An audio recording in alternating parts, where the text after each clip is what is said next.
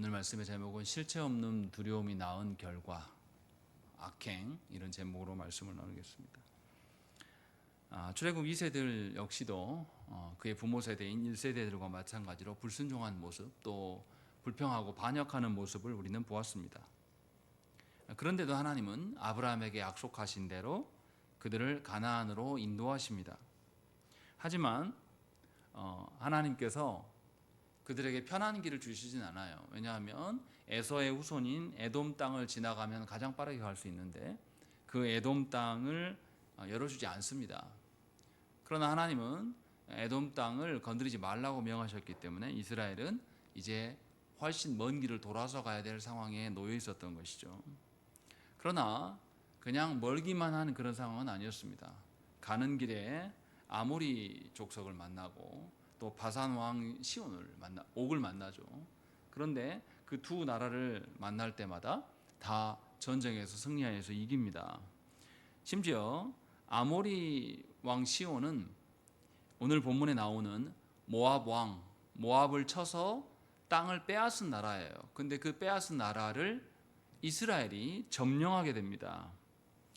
이것을 모압 왕이 본 겁니다. 그러니까 자기들보다 더 강력한 아모리를 이스라엘이 쳐서 점령해 버렸어요.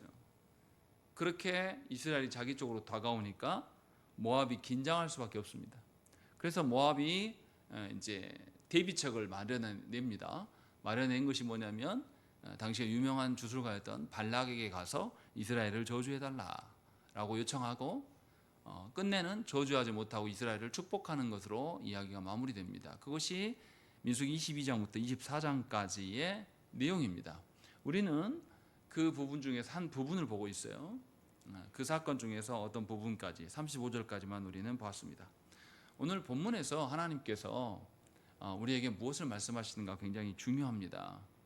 발람이 왜 이렇게 행동했고 또 과연 발락은 하나님을 자꾸 운운하는데 정말 하나님을 아는 사람인가라는 것을 오늘 본문을 통해서 살펴봐야 됩니다.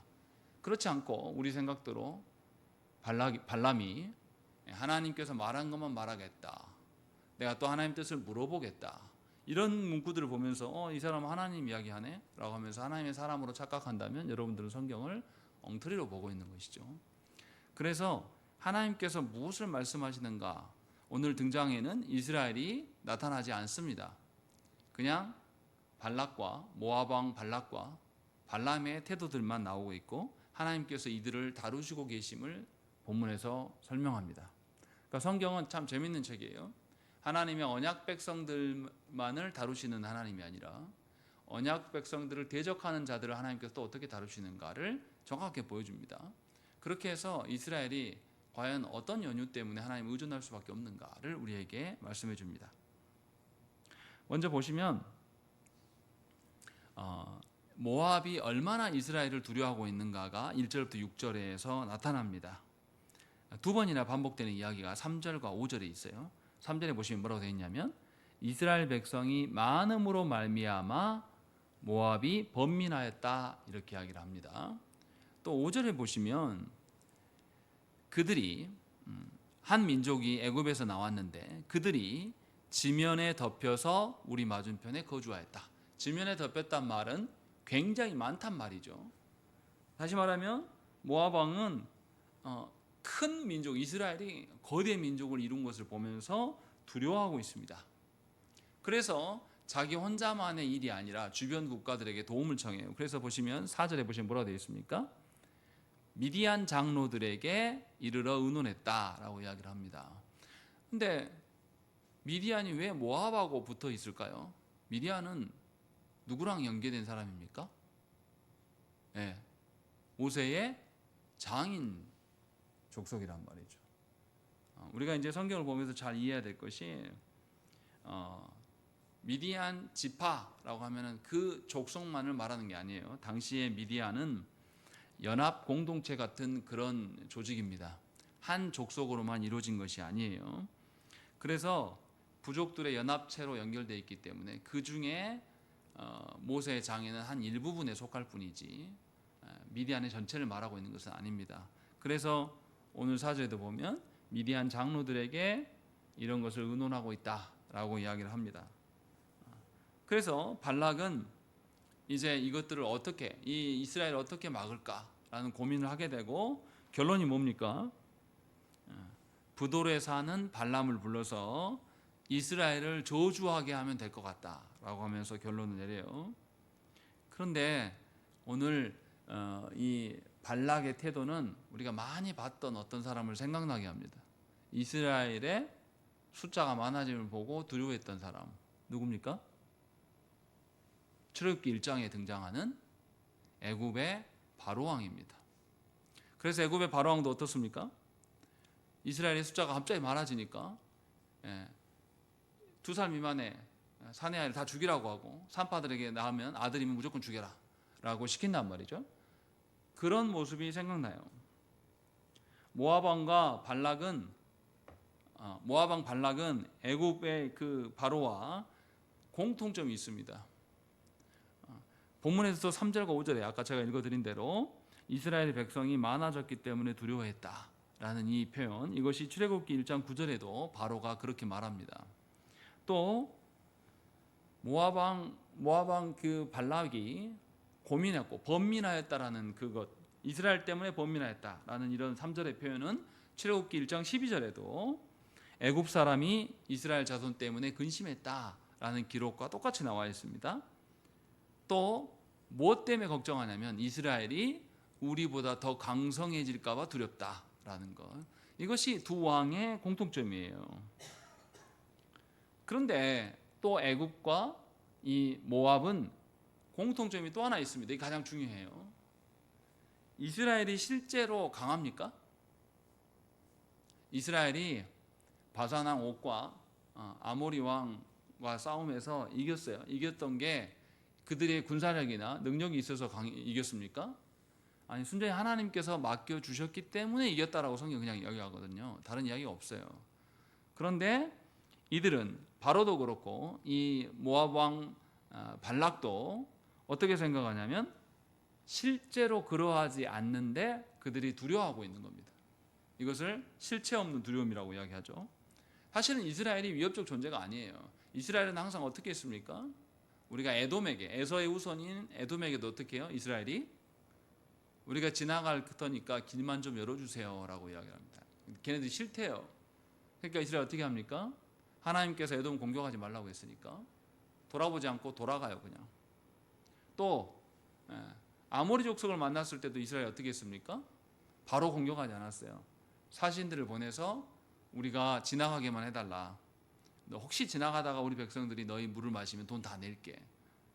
원래 이랬던 민족이 이스라엘입니다. 그런데 이런 것을 확인하지 않습니다. 모압 왕이 조금만 더 면밀하게 살폈다면 실체도 없는 두려움을 가질 이유가 없었어요. 그런데 이들은 이것을 두려워합니다. 바로 왕도 그렇습니다. 바로도 실체가 없는데 두려워해요. 그래서 출애굽기 1장 10절에 바로가 뭐라고 그러냐면, 자, 우리가 그들에게 대하여 지혜롭게 하자. 두렵건대 그들이 더 많게 되면 전쟁이 일어날 때에 우리 대적과 합하여 우리와 싸우고 이 땅에서 나갈까 하노라 하고 라고 되어 있습니다. 사실은 당시에 이스라엘은 어떤 계층입니까? 애굽에서 노예예요. 노예, 천민. 싸워서 이길 만한 힘이 없는 존재. 심지어 모세와 아론이 그들을 구원하러 갔을 때도 이들이 뭐라고 합니까? 야, 니네들 때문에 우리 일 더 많아졌어 하면서 니네들이 있으니까 더 피곤해. 하나님께서 구원자로 보내셨다고 해도 이스라엘은 믿지 않아요. 그냥 노예 근성에 취해 있는 그런 작자들입니다. 그런 자들인데 이들이 두려워하고 있다는 것이죠. 그리고 모압 왕이 조금만 더 이스라엘의 행적을 더 살폈으면 에돔을 치지 않았던 거, 에돔이 길을 열어주지 않으니까 그냥 돌아 나왔던 거, 이런 것도 분명히 알 수 있습니다. 그러면 굳이 싸울 필요가 없어요. 그러니까 모압 왕이 조금만 더 이스라엘에 대해서 알아보고 이스라엘의 그 행적을 살폈다면 아마 이스라엘에게 나아가서 대화했을 겁니다. 대화로 풀자, 이랬을 거예요. 그런데 그렇게까지 하지 못했던 이유는 모압 왕도 그렇고 바로도 그렇고 어떻습니까? 근거 없는 두려움을 갖고 있었습니다. 먼저 두려움이 엄습해서 그것에 근거하여서 자기를 스스로 위험에 노출시키고 있는 겁니다. 그래서 우리가 민수기를 쭉 읽어가다 보면 31장 가면 어떻습니까? 모압이 진멸당합니다. 진멸당하는 이유는 스스로 자초한 일이에요. 하나님께서 그렇게 하시기로 작정하신 것도 뭐 있겠지만 근거적으로 자신들이 먼저 공격하고 이스라엘을 저주하려고 했던 그런 행적이 있습니다. 그래서 그것에 대해서 하나님이 진노하시면서 이들을 멸했다라는 말씀이 나타나요. 그리고 우리가 25장에 가면 또 이스라엘 백성들이 미디안과 음행하게 되거든요. 근데 그 음행함에 장본인이 누가 있냐면 발람이 나타납니다. 그래서 하나님께서 발람 죽이시거든요. 그러니까 이 실체 없는 두려움으로 인하여서 벌어지는 일들은 뭐냐면 하나님의 뜻도 보지 못하게 되고 또 세상 사람들에 대해서 면밀히 살피지도 못하는 위험에 빠지게 됩니다.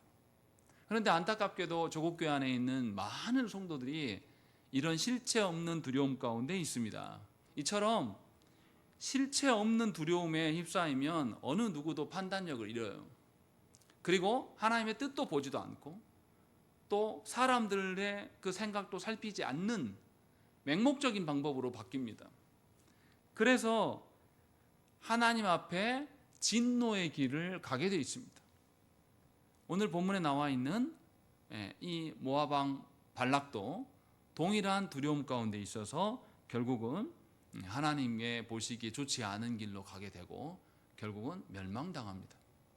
이것이 실체 없는 두려움에 인한 결과예요. 그런데 안타깝게도 우리 모두는 이런 실체 없는 두려움을 다 갖고 있습니다. 하나님의 선하심, 하나님이 신실하시다라고 항상 말해도 우리는 하나님의 신실하심보다는 뭐가 더 가깝냐면 근거도 없는 두려움이 우리가 훨씬 더 많아요.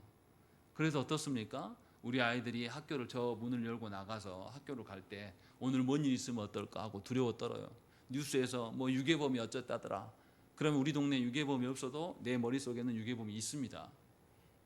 그리고 누가 뭔 유행하는 병이 있다더라. 그러면 우리 아이도 마치 그 병이 온 것처럼 행동하고 취해요.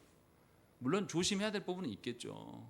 그러나 근거 없는 두려움 때문에 쓸데없는 일들에 몰두하게 되고 하나님의 돌보심과 인도하심에 대해서는 전혀 무관심을 갖는 것이 현대인들, 현대 그리스도인들, 특히 조국교회 안에 있는 성도들의 특징이에요.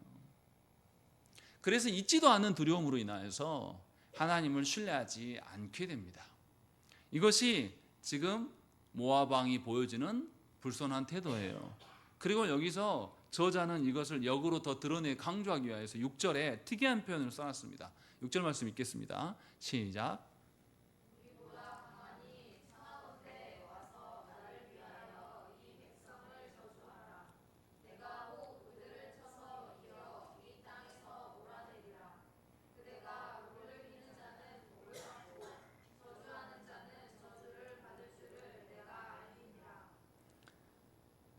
발락이 발람한테 뭐라고 말합니까? 6절에서 특이한 구절이 뭘까요?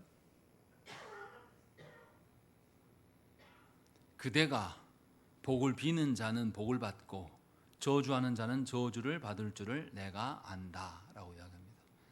주술사 발람이 복을 빌면 복 받고 저주하면 저주 받습니까? 전혀 터무니없는 이야기잖아요. 발람이 그런다고 해서 그렇게 됩니까? 그렇지 않아요. 그런데 발락은 그렇게 될 걸로 믿고 있어요. 왜냐하면 발락의 생각의 근거는 실체 없는 두려움에서 출발한 거기 때문에. 그래서 하나님의 어떠하심을 전혀 개의치 않습니다. 우리도 마찬가지예요. 우리도 없는 두려움에 매달리기 시작하면 하나님의 도우심에 대해서 전혀 반응하지 않습니다. 내 정서가, 내 감정이 그냥 내가 만들어 놓은 두려움에 쌓여가지고 그것으로 인하여서 우울 모드로 살아가요. 실제로 하나님이 돌보시면 우울할 이유가 하나도 없는데 그냥 내가 그렇게 판단한 거예요. 그래서 없는 이야기를 하게 됩니다. 발람이 저주하면 저주받고 발람이 축복하면 축복받는다. 이거는 있지도 않은 이야기입니다. 없어요. 그런데 오늘 본문을 봐보십시오. 발람이 발락 무리와 함께 가는 거 안 가는 거 누가 결정한다고 계속 말합니까? 13절에 보십시오. 발람이 아침에 일어나서 발락의 귀족들에게 이르되 너희는 너희의 땅으로 돌아가라. 여호와께서 내가 너희와 함께 가기를 허락하지 아니하신다 라고 말하는 거죠. 누가 결정해요? 여호와께서 결정하신다라고 이야기를 합니다. 한 번만이 아니에요. 20절에도 똑같은 이야기가 나옵니다. 밤에 하나님이 발락에게 임하여 이르시되 그 사람들이 너를 부르러 왔거든 일어나 함께 가라. 그러나 내가 네게 이르는 말만 준행할지니라. 가거나 가지 않거나, 이 발람이 가거나 가지 않거나의 결정 누가 하고 계십니까? 하나님께서 하시는 거예요. 발락이 생각하는 거하고 아무런 상관이 없습니다. 이처럼 실체 없는 두려움에 휩싸인 성도는 하나님의 뜻대로 생각하는 것이 아니라 다른 무엇인가가 내 인생을 결정지을 거라고 생각을 해요. 우리 아이들의 인생도 하나님이 주관하신다라고 아무리 말해도 우리는 그렇게 보지 않아요. 우리 자녀가 어떤 학원을 다녀서 어떤 대학에 가고 어떤 직장에 가서 누구랑 결혼할 것인가, 이게 훨씬 중요하죠. 하나님께서 우리를 인도하시는 것은 우리가 공부를 잘하든 말든, 우리가 대학에 어디를 가든 말든, 심지어 우리가 누구랑 결혼하든 말든 상관없이 하나님은 우리를 인도하십니다. 우리의 배우자가 정말 좋은 사람이라고 할지라도, 우리의 배우자가 정말 악한 사람이라고 할지라도 하나님의 인도하심을 뛰어넘을 사람은 아무도 없어요. 그런데 우리는 실체 없는 두려움에 쌓여서 그것을 붙들고 그것에 힘쓰며 살아가는 것이 우리들의 삶의 모습이에요. 분명하게 6절에서 강조하는 것은 축복과 저주의 주관자가 하나님이신데 큰 착각 속에 있다라는 것을 우리에게 보여줍니다. 오히려 하나님은 뭐라고 말씀하십니까? 12절 말씀을 읽겠습니다. 시작.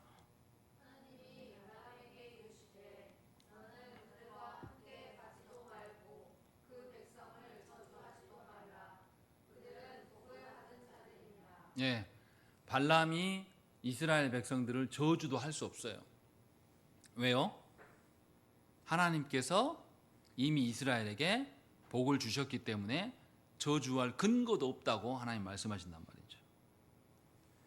분명하게 성경은 우리에게 이야기를 해줍니다. 그리고 6절의 표현들이 6절에서 그대가 복을 비는 자는 복을 받고 저주하는 자는 저주를 받을 줄을 내가 안다. 이 표현, 이 비슷한 표현이 어디 나옵니까? 여러분들 많이 들었던 이야기예요. 너를 저주하는 자는 저주할 것이고 너에게 축복한 사람은 내가 축복할 것이다. 하나님께서 아브라함을 부르실 때에 약속하셨던 내용 중에 하나입니다. 찾아보시죠. 창세기 12장 1절, 2절, 3절 말씀 우리 읽겠습니다. 1절은 하나님께서 명령하신 거고 2절과 3절은 하나님께서 약속해 주시는 내용이 나옵니다. 읽겠습니다. 제가 먼저 1절, 여러분들이 2절, 3절 읽겠습니다. 시작. 여호와께서 아브라함에게 이르시되 너는 너의 고향과 친척과 아버지의 집을 떠나 내가 네게 보여줄 땅으로 가라.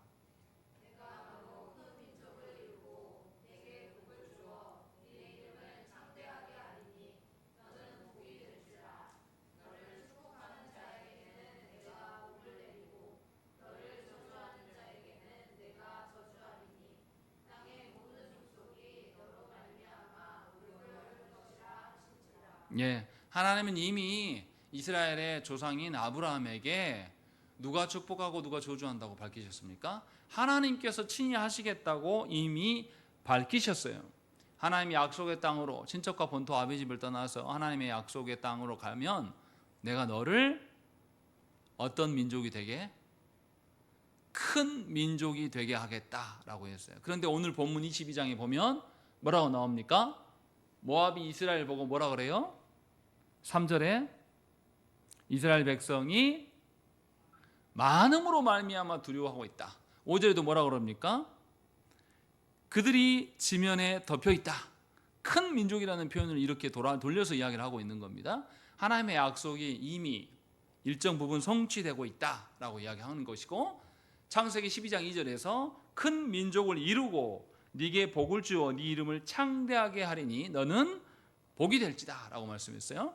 이스라엘 백성이 진군하고 있는 것을 가나안의 7 족속들이 압니까 모릅니까? 이미 알고 있어요. 그래서 알고 있어서 두려워요. 하나님께서 약속하신 대로 이스라엘의 이름이 창대하게 되고 있는 것이 이미 나타나고 있습니다. 그렇다면 3절에서 약속하셨던 너를 축복하는 자에게는 내가 복을 내리고 너를 저주하는 자는 내가 저주하리니. 이건 당연히 이루어질 일 아닙니까? 그리고 그 다음에 뭐라고 합니까? 땅의 모든 족속이 너로 말미암아 복을 얻을 것이다. 앞 구절과 연계해서 어떻게 복이 되는지를 설명하는 거예요. 이스라엘 백성을 가만히 보고 있자 하니 이스라엘 백성에게 축복한 사람들이 복을 받게 되는 것이 이스라엘을 통해서 나타나는 거예요.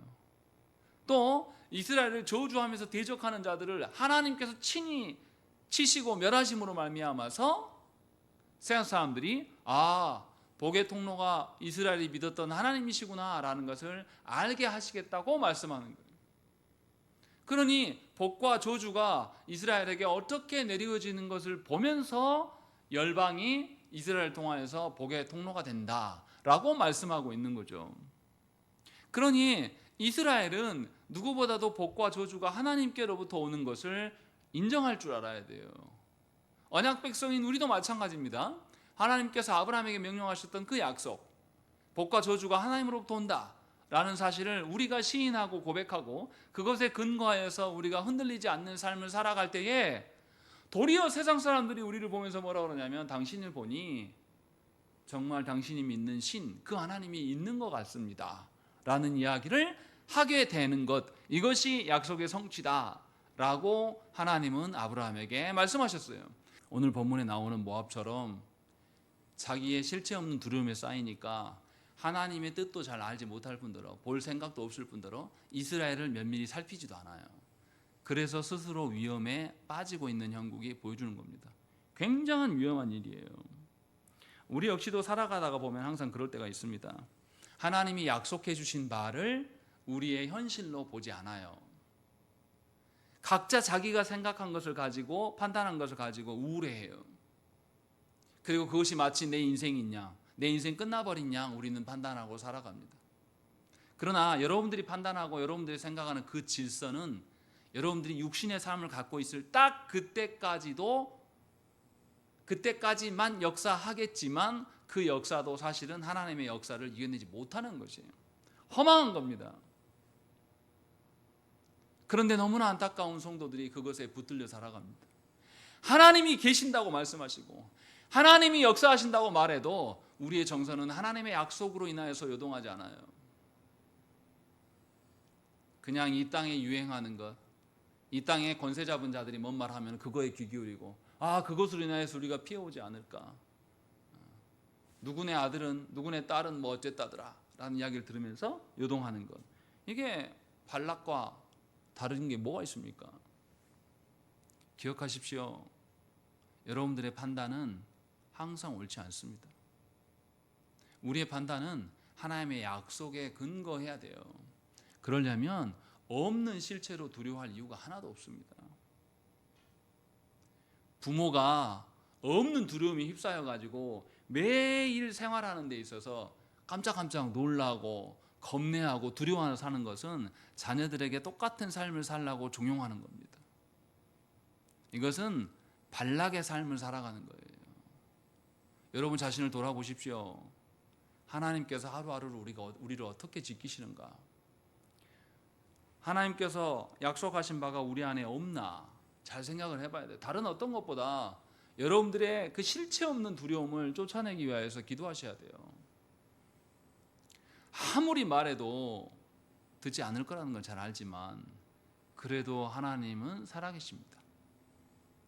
아무리 우리 상황이 좋지 않아도 하나님은 당신의 백성들을 지키셔요. 그러니 실체 없는 두려움에 살아가는 것은 매우 악한 것임을 기억해야 됩니다. 그리고 이제 7절부터 무슨 이야기가 나오냐면 발락이 발람에게 이 사신들을 보내요. 그렇게 해서 이스라엘을 저주해달라고 요청합니다. 그때 발람이 이 말을 들었다라면 단박에 거절했어야 돼요. 그런데 본문을 보십시오. 뭐라고 되어 있습니까? 8절 말씀 보세요. 발람이 그들에게 이르되 이 밤에 여기서 유숙하라. 여호와께서 내게 이르시는 대로 너희에게 대답하리라. 모압 귀족들이 발람에게서 유숙하니라 라고 되어 있습니다. 말은 그럴싸해요. 여호와께서 내게 일러주신 대로 너희에게 대답할 것이다 라고 말합니다. 그런데 이 발람도 하나님을 아는 사람이라면 하나님이 택한, 하나님이 구원한 이스라엘을 저주할 권한이 자신에게 없음을 알고 단박에 거절했어야 돼요. 그런데 그는 거절하지 않습니다. 말해줄게. 하룻밤 여기서 기다려봐 라고 말하면서 하나님에 가서 이야기를 합니다. 그때 하나님 9절에 뭐라고 답하십니까? 9절 읽겠습니다. 시작.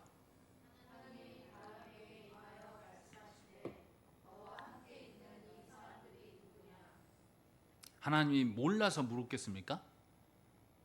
이 말씀의 뉘앙스가 뭘까요? 너와 함께 있는 이 사람들이 누구냐? 라고 하나님 물으신 이 뉘앙스. 하나님 호통치는 거예요. 너 왜 그 인간들하고 함께 있냐? 네가 그렇게 하는 게 맞냐? 라고 물어보고 있는 거예요. 이 인간들이 누군데요? 실체 없는 두려움이 휩싸여 가지고 발람에게 찾아와서 저주해달라고 하는 사람들이에요. 하나님의 언약 백성들을. 말도 안 되는 이야기예요. 그런데 발람은 어떻게 합니까? 10절 11절에 그간에 있었던 일을 하나님께 쭉 이야기를 해요. 그리고 나서 12절에 하나님께서 두 가지를 금합니다. 뭐가 뭐를 금하십니까? 12절 말씀 보시면 하나는 저주하지 말라, 또 하나는 가지도 말라라고. 하나님께서 가지도 말고 저주하지도 말라고 하나님께서 말씀하십니다. 그런데 13절에 발람이 그 사신들에게 하는 이야기를 자세히 보십시오. 뭐라고 하는지 읽겠습니다. 13절 시작.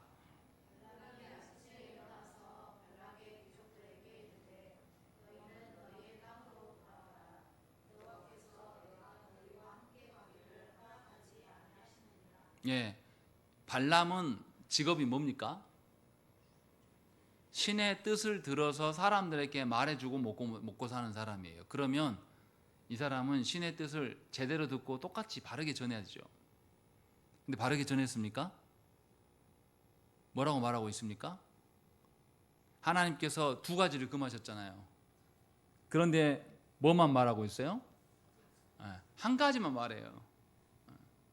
저주하지 말라라는 말은 빼버립니다. 그런데 더 웃긴 건 뭐냐면 14절에 그 다음 이야기예요. 읽겠습니다. 시작.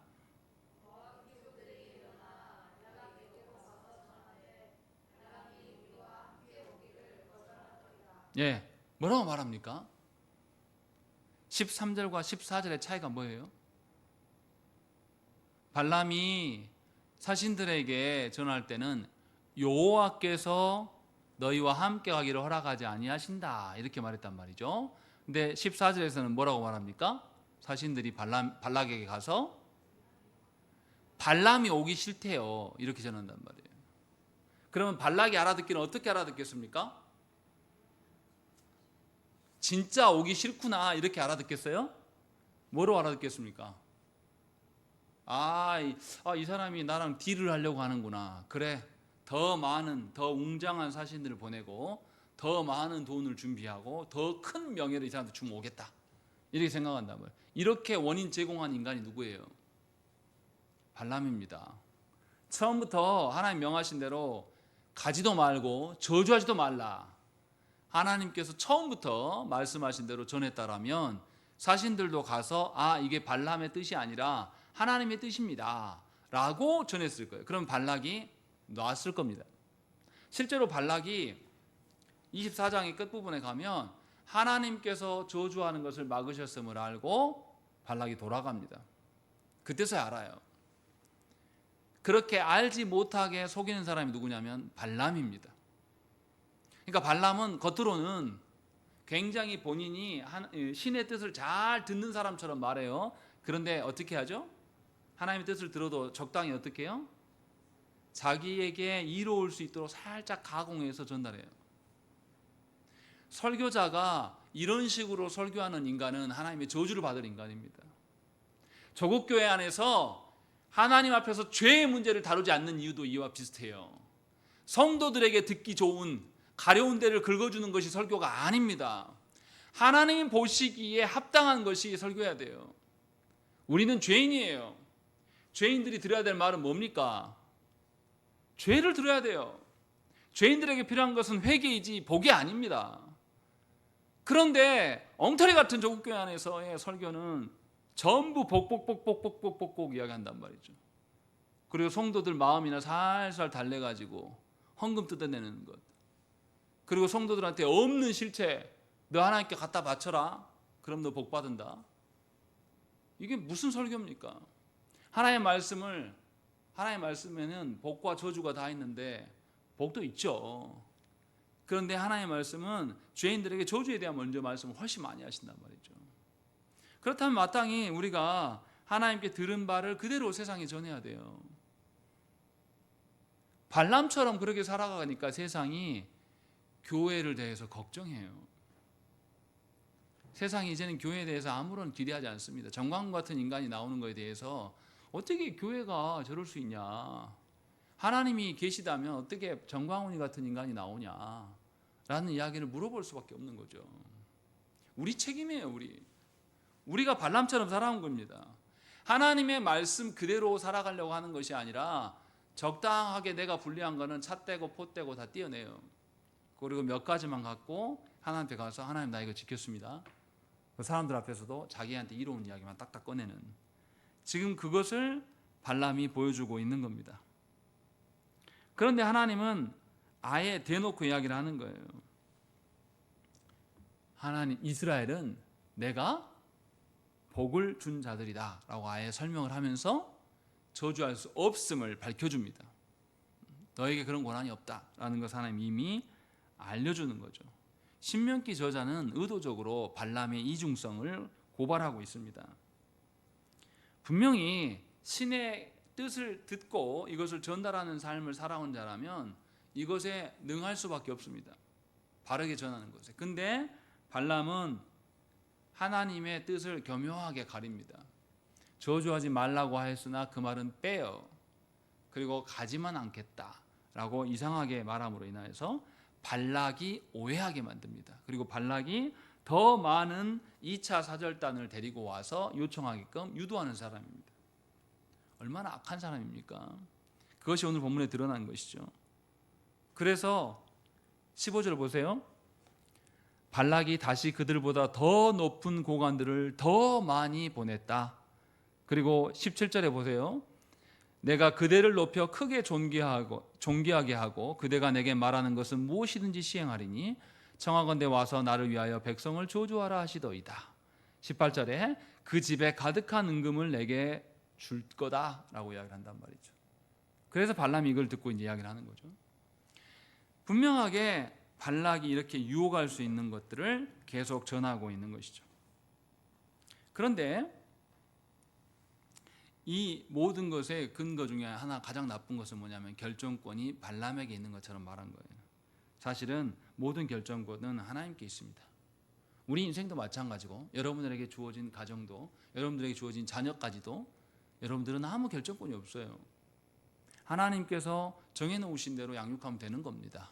그런데 우리는 내 형편과 상황에 맞춰서 하나님의 정해놓은 대로 양육하지 않아요. 마치 내가 결정권인 것처럼 복음을 전하라고 해도 전하지 않습니다. 자녀가 듣기 싫어한다는 이유로 안 해버려요. 또 자녀가 말 듣지 않는다고 해서 몇 번 고민해보고 포기합니다. 세상에 어떤 사람이, 어떤 자녀들이 한 번만 해서 듣는 자녀가 어디 있습니까? 10번, 20번, 50번 해도 안 바뀌어요. 우리도 다 그렇게 컸습니다. 그래서 하나님께서 우리에게 목양하라고 주신 거거든요.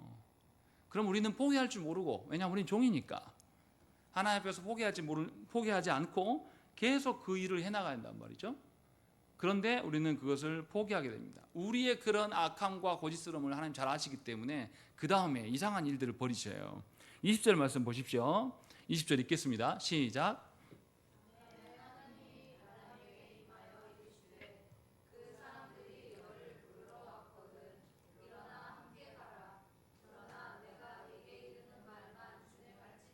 예. 왜 하나님 또 가라 그럽니까? 앞에서 가지 말라고 해놓고 발람을 부자 되게 하시려고 그럽니까? 마지막 35절 말씀 보세요. 35절 말씀 읽겠습니다. 시작.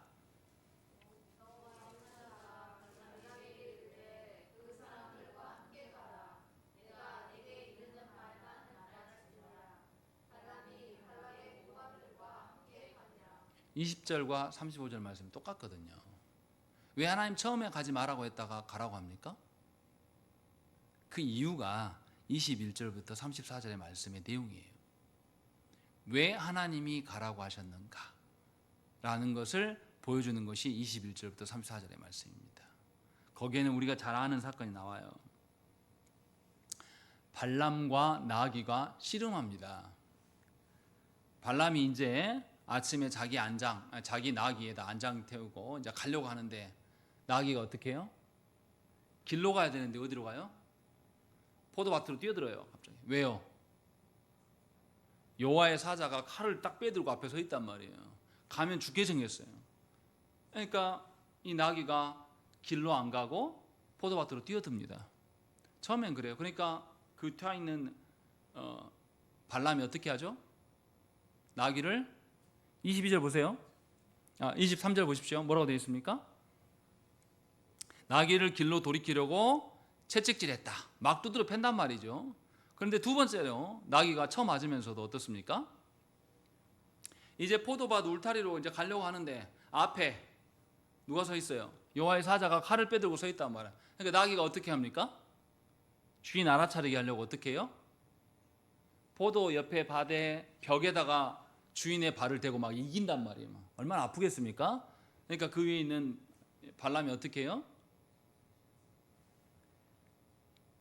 그냥 채찍질한 게 아니에요.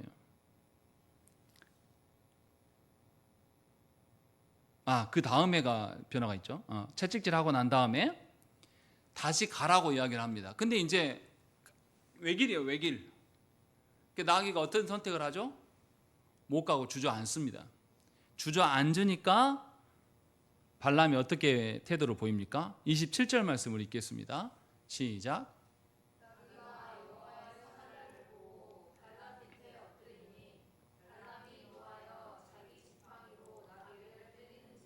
예, 발람이 뭐 했다고요?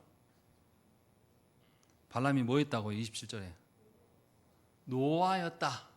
앞에서 때린 거 말고 추가적으로 노하였다가 나타납니다. 여기서 노하였다라는 표현은 하나님의 진노가 드러날 때만 쓰는 표현이에요. 그 단어를 가져왔어요. 발람의 숨겨진 탐욕에 대해서 하나님께서 노하신 것처럼, 진노하신 것처럼 나귀가 이상한 행동을 하니까 발람이 진노하고 있다.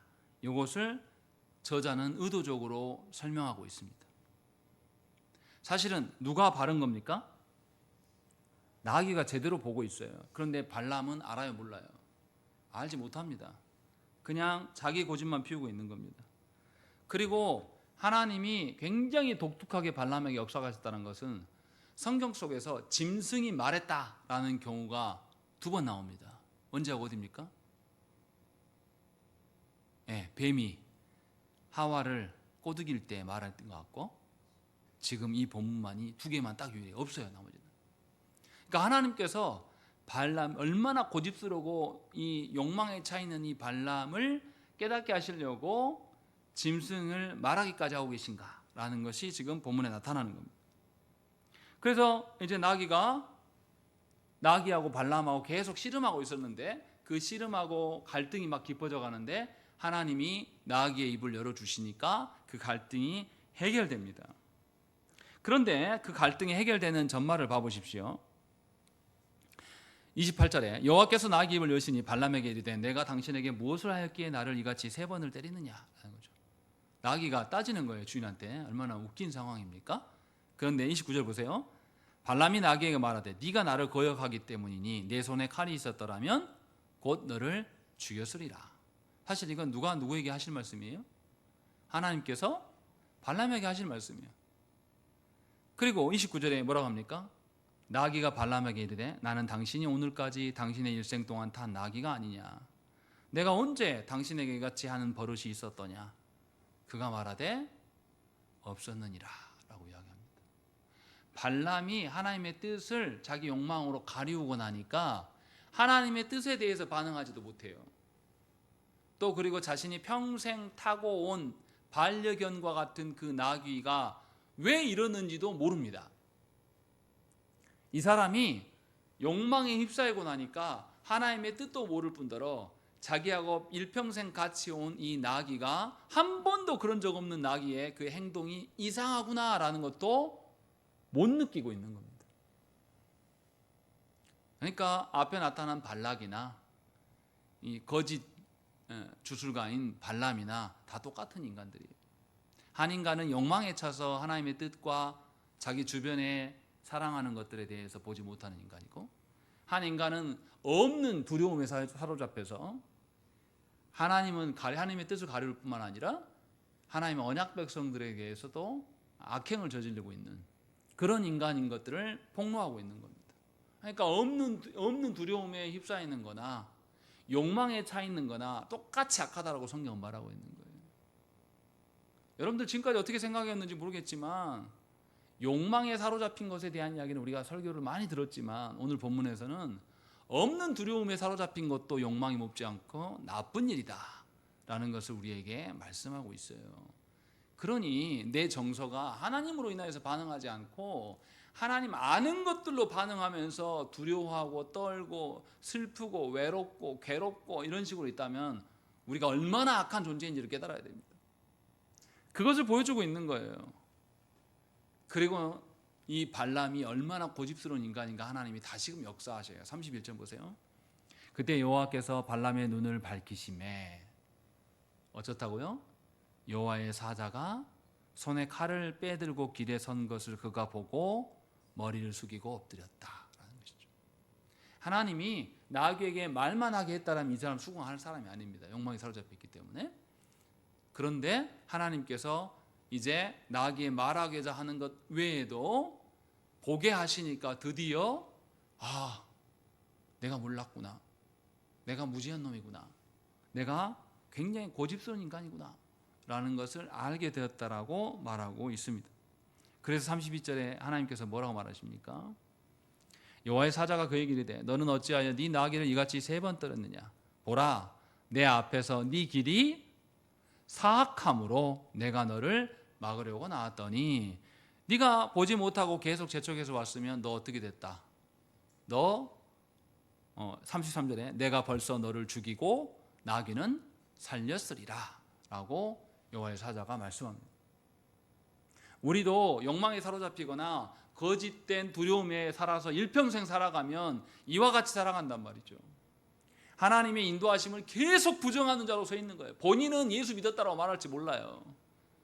본인은 거짓된 그 두려움에 사로잡혀서 없는 두려움에 사로잡히고 또 욕망에 사로잡혀가지고 이 두려움을 어떻게 해서든지 벗어나고 싶은 그 욕망에 사로잡혀가지고 교회 안에서 하나님의 뜻과 상관없이 계속 살아와 놓고 스스로 자기는 교회를 섬겼다고 말할지 모르겠습니다. 그러나 아무것도 모르는 자예요. 하나님이 은혜를 베푸셔서 정말 하찮은 나귀로 말하게 하시고 하나님께서 은혜를 복기 위해서 그 두 눈을 띄우시지 않는 이상은 그 사람은 자기 자신에 대해서도 인정할 줄 몰라요. 발람은 그제서야 엎드렸다라고 성경은 말합니다. 우리가 그런 자예요. 없는 두려움에 사로잡혀가지고 이 두려움을 해결하고 싶은 그 욕망이 왜 해결도 안 되지? 왜 하나님은 나에게 역사하지 않고 하나님 왜 이렇게 놔둘까? 그 허망한 거짓된 두려움에 사로잡혀가지고 날마다 우울 모드로 살아가는 것이 얼마나 악한 일인가 성경은 말씀하고 있는 거예요. 그런데도 우리는 수없이 말씀을 들어도 이것을 벗어 던질 줄 모릅니다. 하나님께 돌이킬 생각이 없어요. 하나님이 역사하셔야지만 돌이킬 수 있다고 성경이 말하는 거예요. 그렇다고 해서 발람이 돌이켰습니까? 아니, 발람도 가요. 가서 하나님 원하시는 대로 하지 않아요.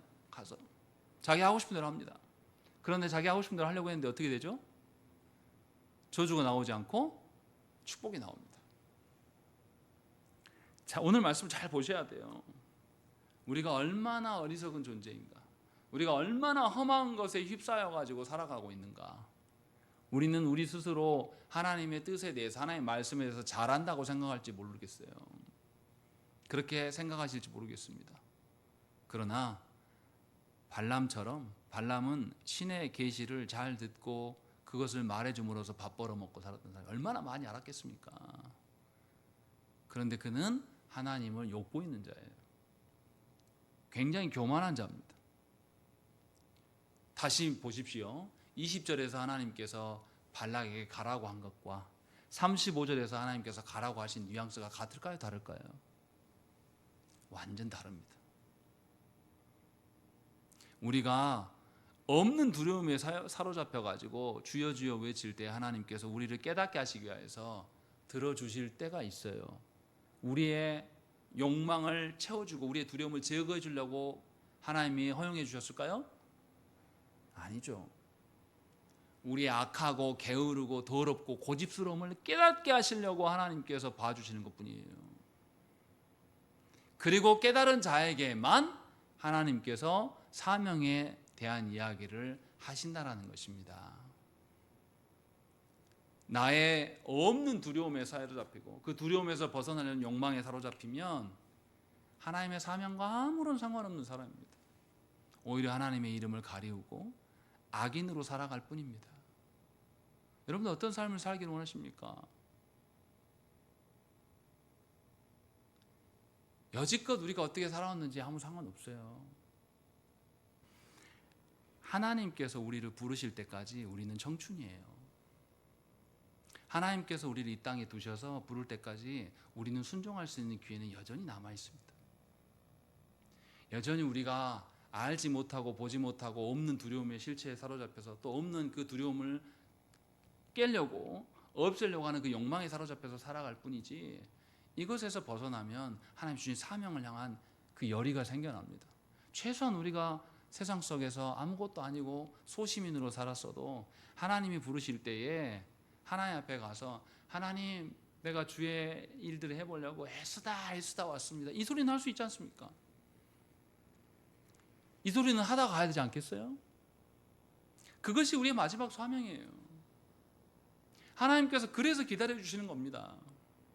그래서 우리 인생은 아직도 창창해요. 아직도 하나님의 말씀대로 순종할 것이 많습니다. 없는 두려움에 사로잡혀서 살지 마십시오. 없는 욕망에 사로잡혀가지고 헤매지 마십시오. 이제는 그럴 때가 아니에요. 하나님이 우리를 언제 불러가실지 잘 모르겠어요. 하루하루 얼마나 기력이 떨어지는 것 많이 느끼시잖아요.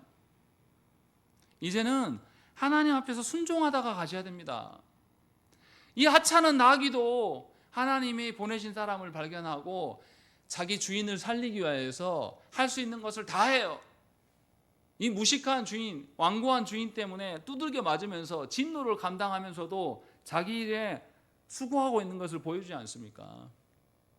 최소한 우리가 하나님의 자녀라면 하나님의 부르심 앞에 우리 능력이 없지만 하나님의 도움을 구하면서 그 앞에서 애쓰고 힘씀이라도 있어야 되지 않겠습니까? 분명하게 오늘 본문에서는 그 이야기를 하고 있는 겁니다. 이스라엘 백성 출애굽 2세대들이 하나님께 순종하지 않고 반항하는 모습 속에서 하나님은 그들을 가나안으로 인도하고 계셔요. 놀라운 것은 무엇입니까? 지금 발락과 발람이 이런 악행을 저지르고 있고 이스라엘을 짓누르기 위해서 저주하고 막 이런 것들을 사실 이스라엘이 압니까 모릅니까? 이스라엘은 아무도 몰라요. 그런데 하나님 지금 이 속에서 어떻게 하셔요? 발락의 그 계교와 발람의 그 욕망에 대해서 하나님 어떻게 하십니까? 개입하시고 이들을 막으십니다. 이처럼 하나님은 우리가 모르시는 방편 안에서 우리를 지키시고 살리기 위해서 오늘도 부단히 일하시고 그 악인들과 이야기하시면서 악인들을 깨닫고 멈추게 하시기 위해서 하나님 기적을 베푸시는 하나님이에요. 그런 하나님이 계시는데 우리가 하나님을 안 믿을 이유가 무엇이 있습니까? 우리가 못 본다고 해서 하나님이 일하시지 않는 게 아니에요. 우리에게 직접적인 하나님의 복이 떨어지지 않는다고 해서 우리가 복 없는 사람이 아니란 말이에요. 하나님은 여전히 우리를 위해서 일하십니다. 우리가 지금은 볼지 모르고 우리가 지금은 들을 수 없지만 우리가 주님 앞에 서게 되는 그날 우리는 아주 선명하게 하나님의 어떠하심을 보게 될 거예요. 그날을 꿈꾸면서 하루하루를 사십시오. 이 땅의 관점으로 나는 다 늙었어, 나는 인생에서 해놓은 것도 없고 아무것도 내보일 것이 없어, 그래서 나는 할 것이 없어, 이렇게 말하지 마시고 여전히 하나님은 우리를 천국 백성으로 바라보면서 하나님 나라의 일꾼으로 군사로 서라고 말씀하고 계시는 거예요. 아브라함에게 약속하셨던 것처럼 너에게 복과 저주에 대한 주권이 하나님께 있음을 너희가 드러내 보여라. 그러할 때에 열방이 교회된 너희를 통하여서 복을 받게 될 거다 라고 말씀하심이 여전히 우리 안에서 주어져 있는 것이라는 거죠. 얼마나 영광스럽습니까? 나 같은 것에게, 나같이 하찮은 것에게 하나님께서 여전히 그 기회를 주고 계신 것, 그것으로도 우리 가슴이 뛰어야 됩니다. 그것으로도 내가 존재하는 이유가 분명한 거예요. 그래서 저와 여러분들이 분명하게 우리가 모르는 사이에도 여전히 일하시고 우리로 말미암아 하나님의 순종의 사람을 되기 위해서 부단히 힘쓰고 애쓰시는 그 하나님을 소망하면서 사시라는 것입니다. 그것이 우리의 기쁨이고 만족입니다. 분명히 들을 게 있는 자는 들으실 줄로 믿습니다. 우리 함께 기도하시겠습니다.